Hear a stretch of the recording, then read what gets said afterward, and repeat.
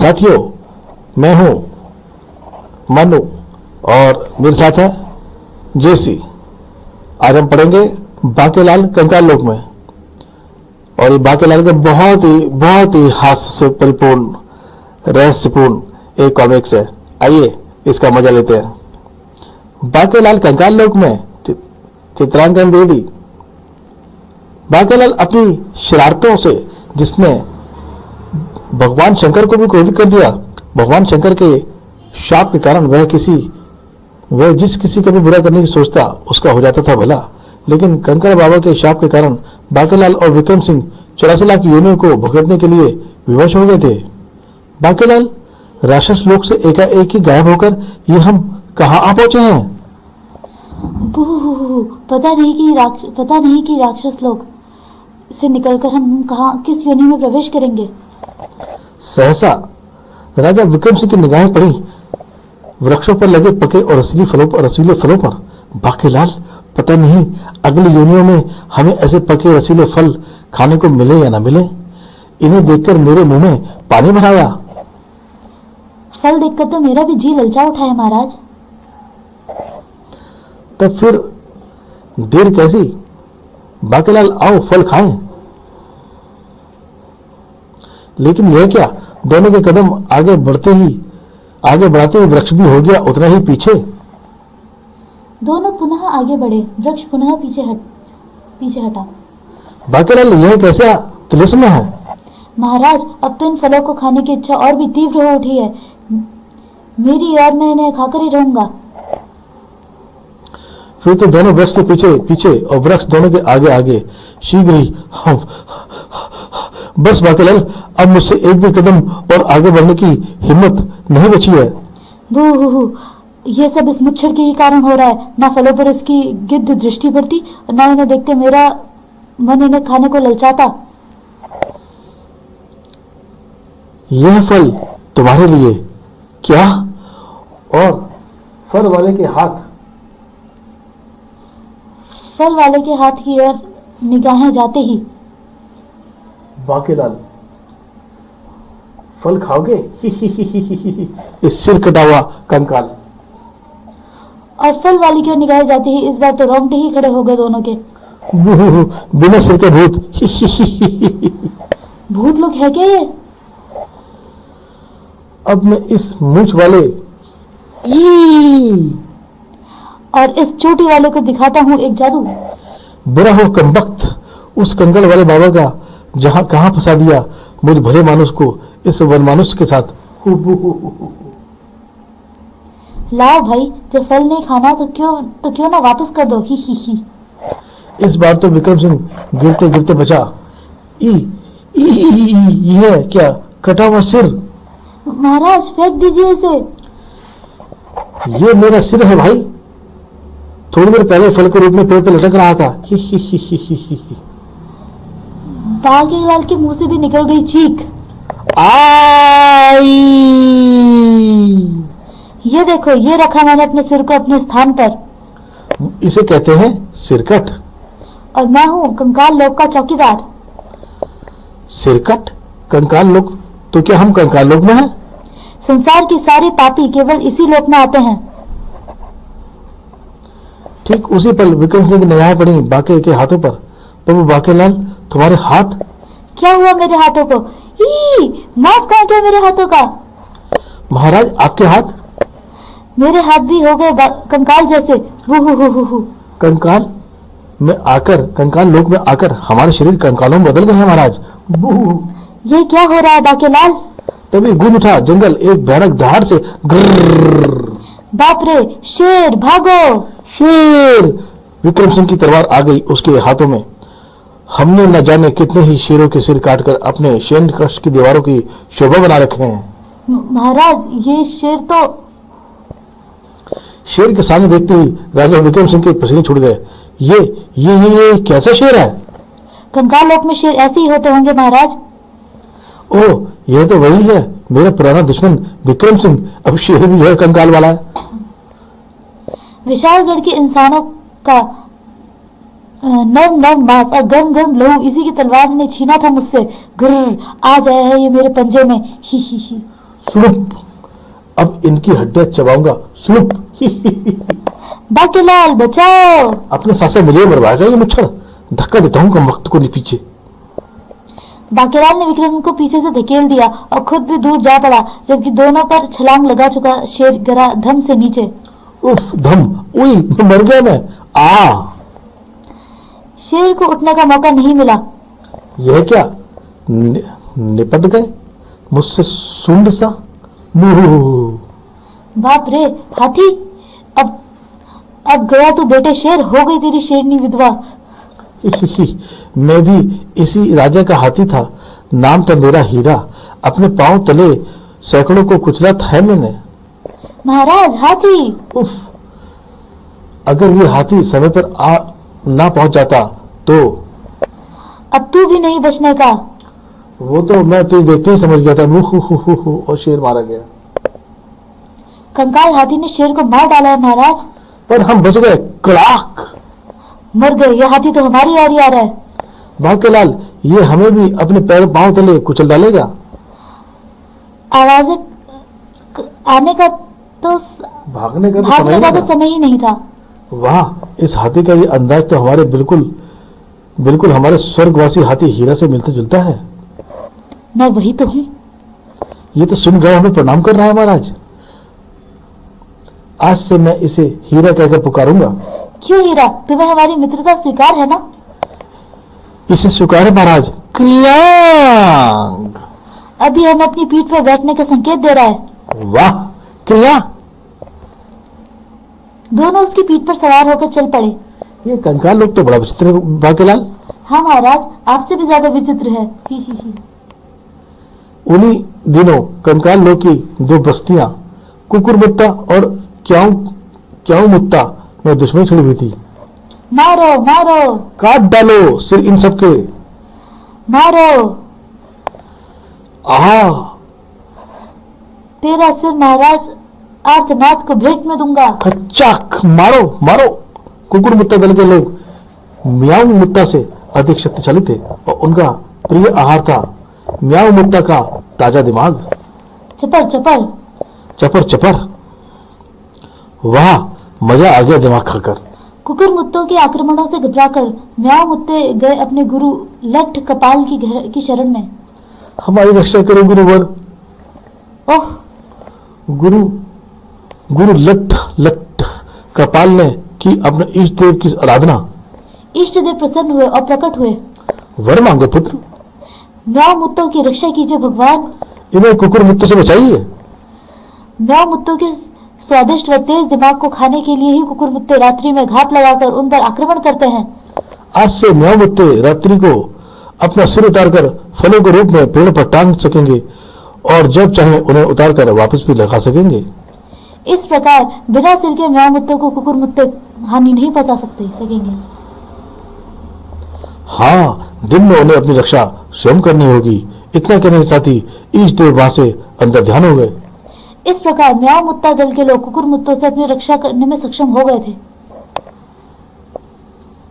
वह विचित्र हाथी राजा विक्रम सिंह और बाकीलाल को लेकर पहुंचा म्याऊ मुत्तों की बस्ती में।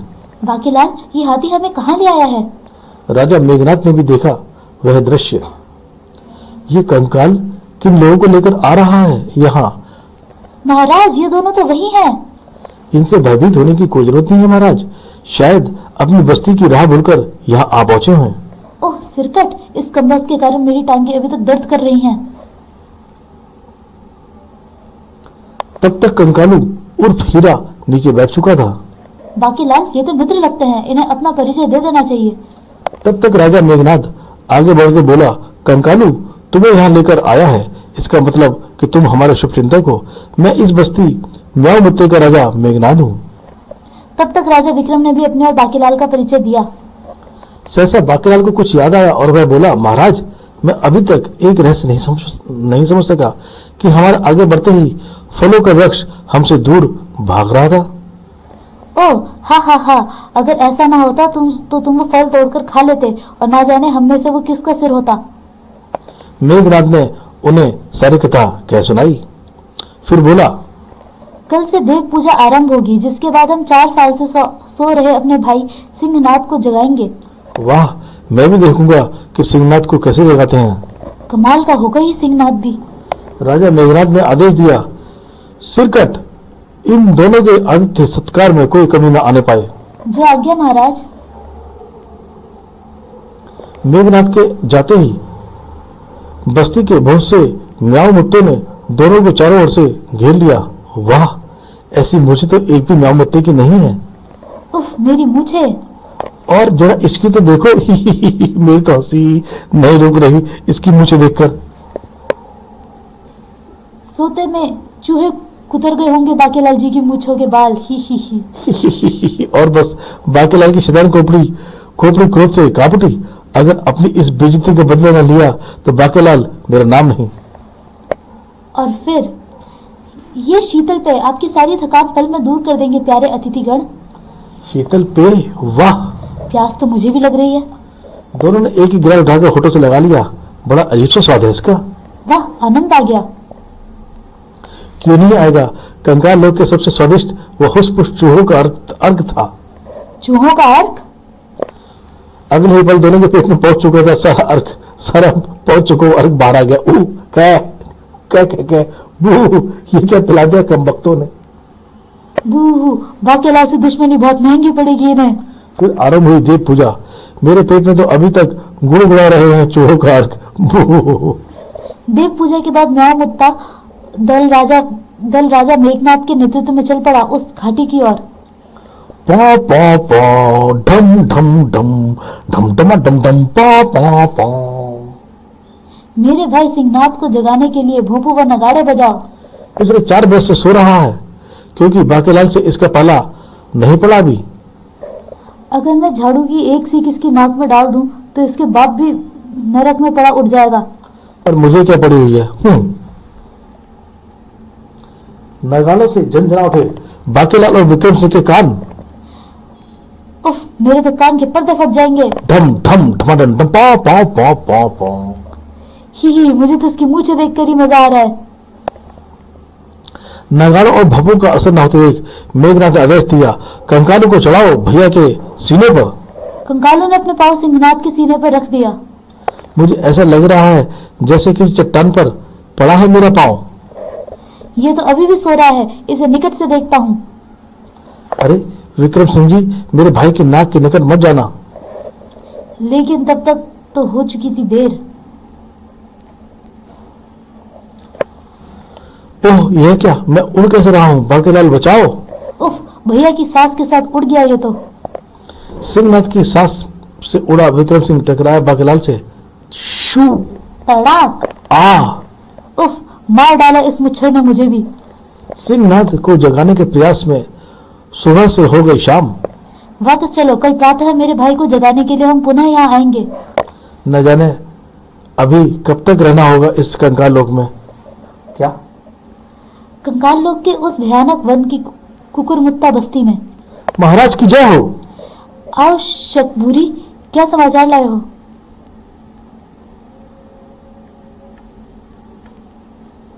एक बुरा समाचार है महाराज। म्याऊ मुत्ते अपने साथियों की मृत्यु का प्रतिशोध लेने के लिए सिंहनाथ को जगा रहे हैं। सिंहनाथ म्याऊ मुत्ते के राजा मेघनाथ का भाई है। महाराज, अगर वह जाग गया तो हम कुकुरमुत्तों की बस्ती में तबाही रहेगी। और कल प्रातः भी देव पूजा के बाद म्याऊ मुत्ते सिंहनाथ को जगाने उठ जाएंगे। यह सुनकर कुकुरमुत्तों के राजा आर्तनाद ने लगाया एक भयानक अट्टहास। हा हा हा हा हा। और सिंहनाथ तब भी नहीं जागेगा। सिंहनाथ केवल अपनी इच्छा से ही जागता और सोता है, और वह पिछले 4 वर्ष से सो रहा है। हा हा हा। और क्या समाचार है शकभूरी? रात्रि को विश्राम के पूर्व सभी म्याऊ मुत्ते प्रसाद ग्रहण करेंगे। फिर प्रातः उठकर अपने अपने सिर ग्रहण कर म्याऊ मुत्ते सिंहनाथ को जगाने का प्रयत्न करेंगे। शंभूरी, म्याऊ मुत्तों के कल के प्रसाद में तुम्हें मिलानी है बेहोशी की दवा, ताकि कल कोई भी म्याऊ मुत्ता अपना सिर उतार कर ना छिपा सके। और फिर रात्रि के समय हम उन पर हमला बोल देंगे।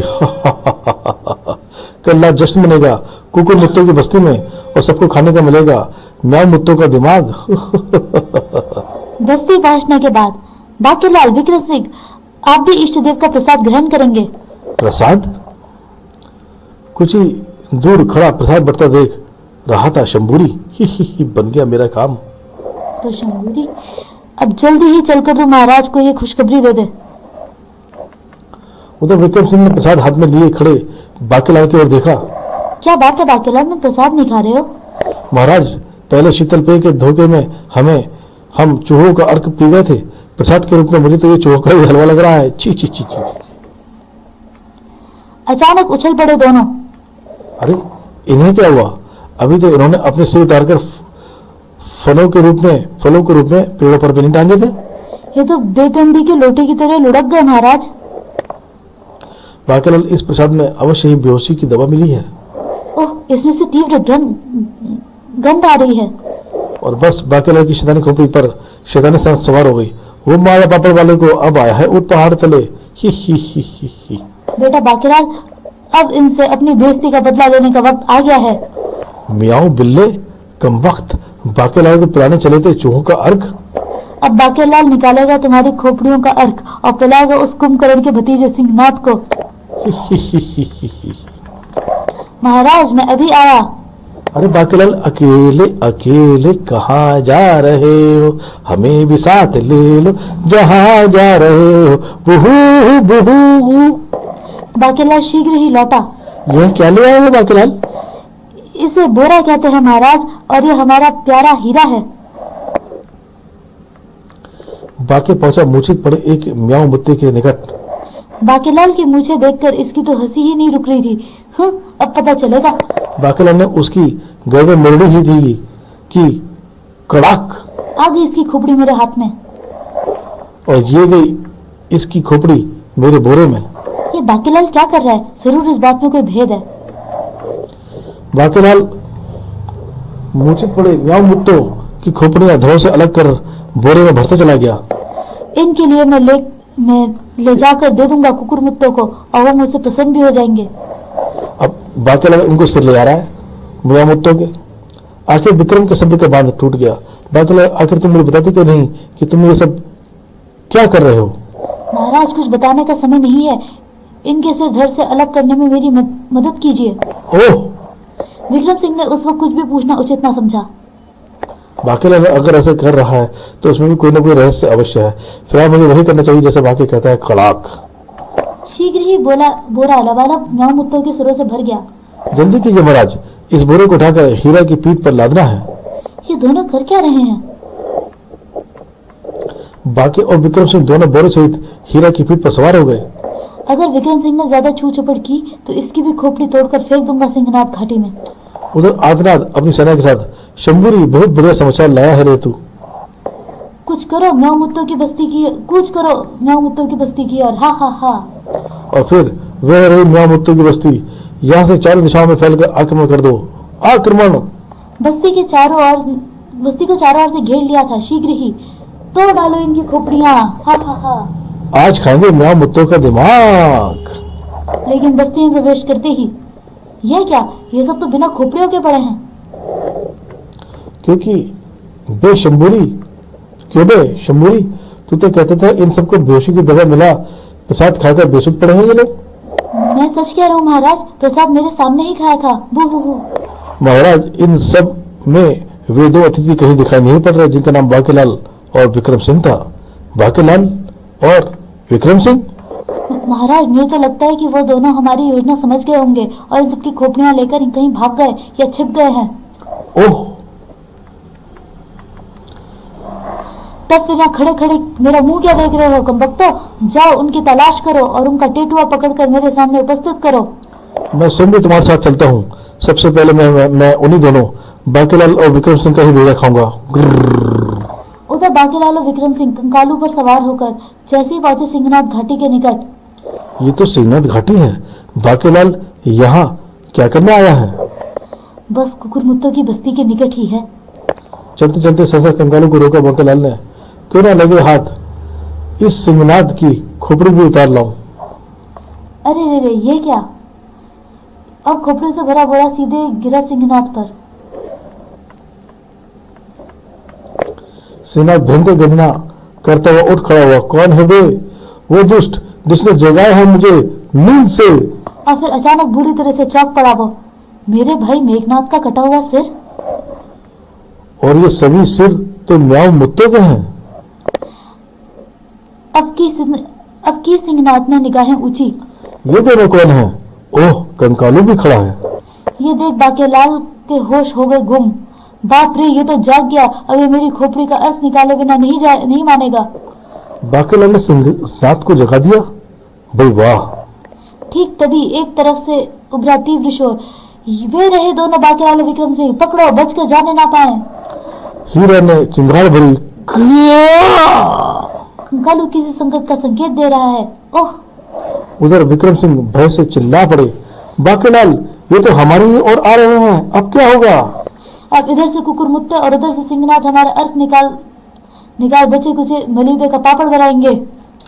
कुकुरमुत्तों ने बाकेलाल तथा विक्रम सिंह को घेर लिया। बता चोटी वाले, म्याऊं मुत्ते के सिर कहाँ छिपाए हैं तूने? तू बता लंबी मूछ वाले, वरना तेरी दोनों मूछें उखाड़कर झाड़ियां चिपका दूंगा। और तभी आ! उफ, यह क्या? हाय मरा!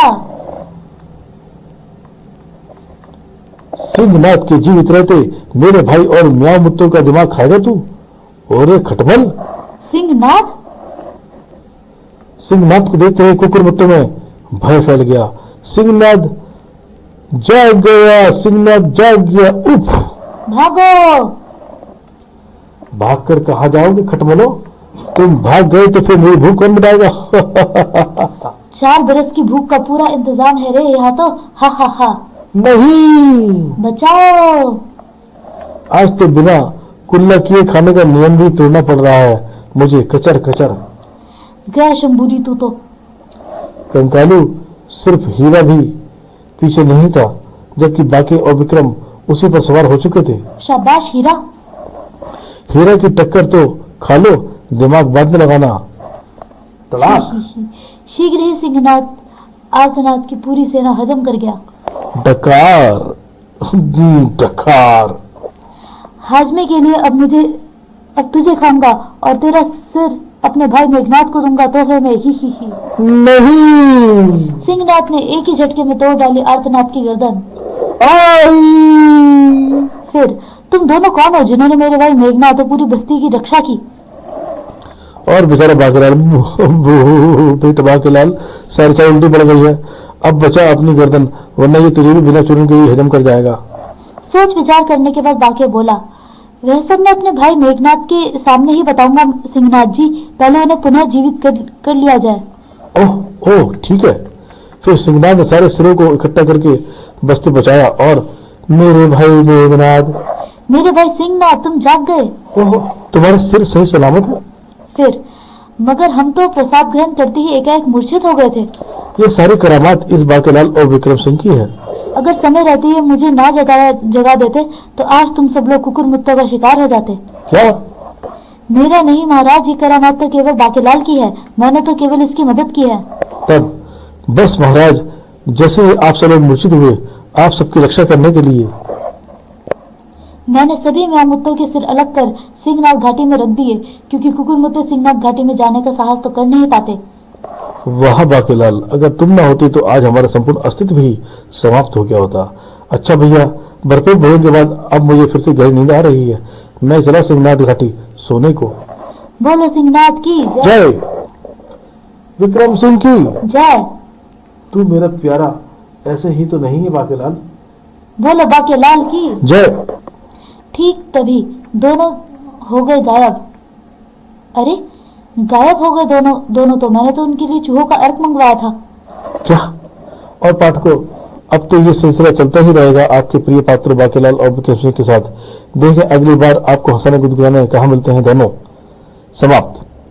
तो साथियों, आपको कैसा लगा ये बाकेलाल और कंकाल लोग? हमारे यदि आपको ये अच्छे लगते हैं कॉमिक्स तो हमें लाइक करिए, शेयर करिए और हमें सब्सक्राइब भी करिए। और हमें कमेंट्स के द्वारा बताते रहिए अपनी पसंद का, आपकी पसंद की कॉमिक्स और आपकी पसंद का मटेरियल हम लेके आएंगे आपको हंसाने और गुदगुदाने। धन्यवाद।